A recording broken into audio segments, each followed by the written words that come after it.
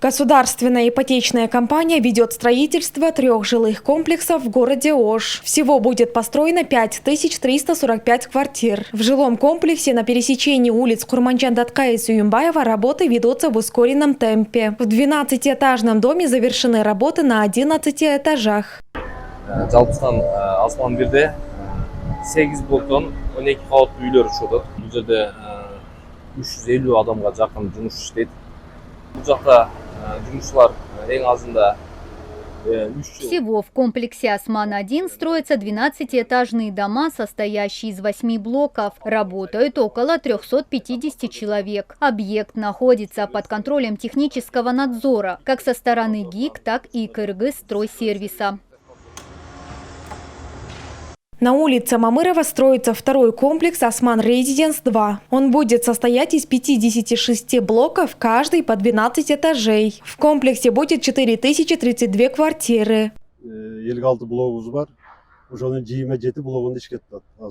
Всего у нас 56 блоков. Сейчас работы ведутся в 27 из них. Строительство домов в рамках первого этапа уже достигло 10 этажа. Задействованы около 400 рабочих.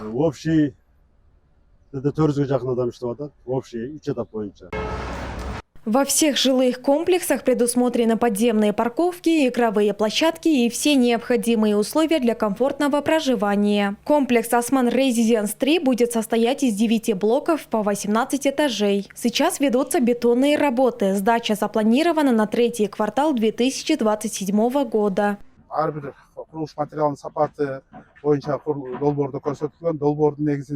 Арматура и другие металлические конструкции завезены из России. Все сертифицировано, качество высокое, бетон местного производства. Поводов для беспокойства о качестве строительства нет.